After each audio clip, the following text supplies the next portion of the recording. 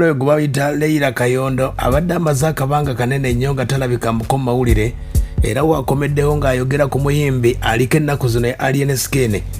Omukyalo ono yavuddeyo n'ageegeenya ennyimba za Alien Skin ne yeewuunya bannayuganda obujega nti ennyimba za Alien Skin zibanyumira zitya. Leila Kayondo ennyimba azikuba nno akubyeko ennyimba ne Jose Chameleone GNL Aziza ziyo n'abayimbi alabangi nnyo. Kansooke mukuwe ng'ageegeenya nga yeewuunya mu abanyumira ennyimba za Alien mukikola mutya wulira.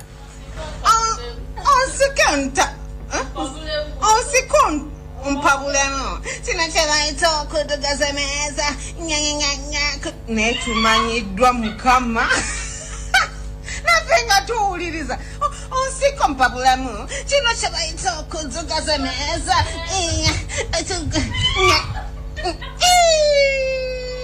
Uganda. Aya basi abatenzi obujega bannayuganda era agamba si musanyufu lwaki ennyimba za Alien Skin muzaagala nnyo n'ekirungi azitegeera naye abadde azimanyimu ye Leila Kayondo oyo.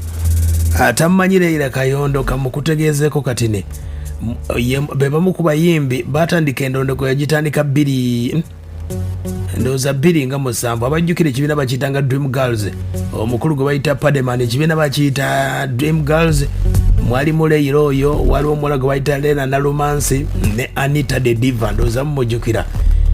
Ekibiina ekyo kyajja mpolampola ne kitambuza ne kikuba nga baawukanye mu 2009 leeta akayimba ke bayita Biruma embeera ng'ekyaganye 2013 waliwo akayimba ke bayita Awo yasobola okuba ate ng'akwatagana n'omukulu bamuyita SK Mbuga endongo nesobola okuba ate ng'emunyumira kubanga yafuna kolabo ez'enjawulo Chameleone Baziza Ziyoni bonna bamuyamba olw'ensonga nti akasente kaaliwo era okuva omukulu gwe bayita SK Mbuga bamusibaamu endongo y'omukyalo ono nayo nesobola okuba ate nga teyatambula bulungi. 2019 yali agezezza okuba ate nga adda naye era tebyatambula bulungi paka akadde kano wakomeddewo okwogera ku Alien Skin ng'ategeeza endongo yeewuunya nti lwaki mmwe banyumira ng'ate ye tebimunyumira.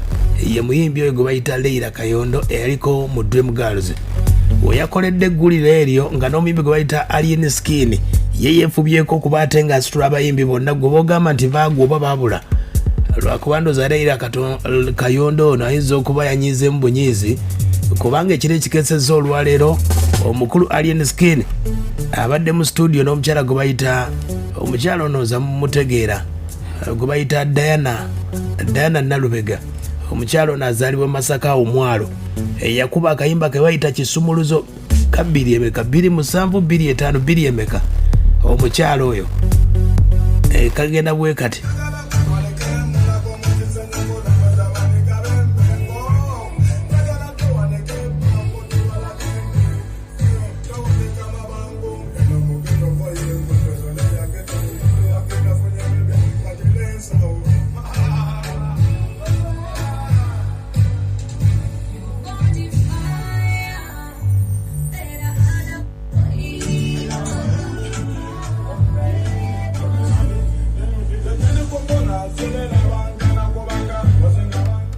Kitegedde ye mukulu we gwe bayita Alien Skin Leila Kayondo gwagambye nti ennyimba zayimba ye tazitegeera ye tazimunyumira mu nsonga eyo.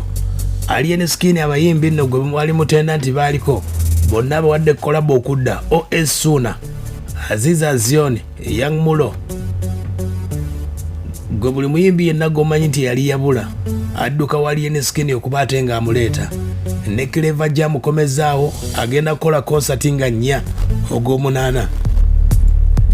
Kati oyinza okwebuuza Leila Kayondo ki omukulu gwe bayita Bitex yasobodde okuba teyavuddeyo ku mikutu gye n'awoone nga n'agamba Leila Kayondo ki kyofa. Leila Kayondo ndooza agakudda mu ggulire naye yagambye bw'ati muzeeyi gwa Bitex simanyi ya Bitex mbu nkwise emirundi emeka nkwise emirundi emeka nkole kitaata olaba oli Serena Butter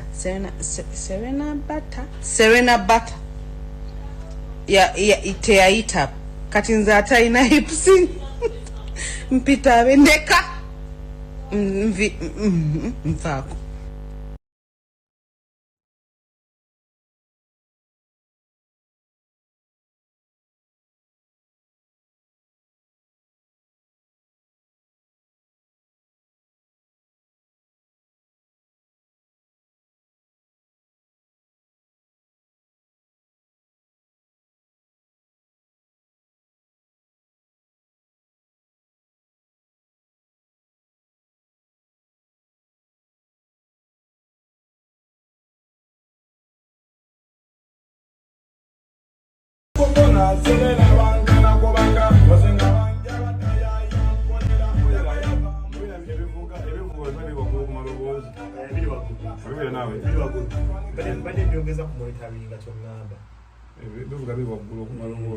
Nenga singa bibalansinga fiti makati Pampe wawe gabesi wena ngapempa amwe bivuga nyo. Nate bivuga bibera wansi. Ngabili level bivuga.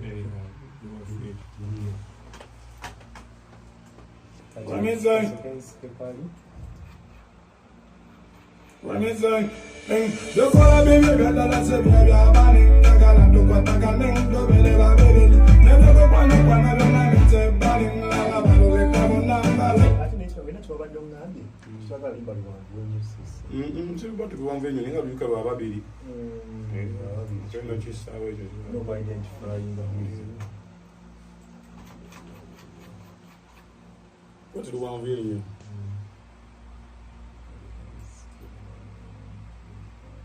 So to come ko la ninga pile za instruments. Ati odinga okubira lolo, oita okalolo just.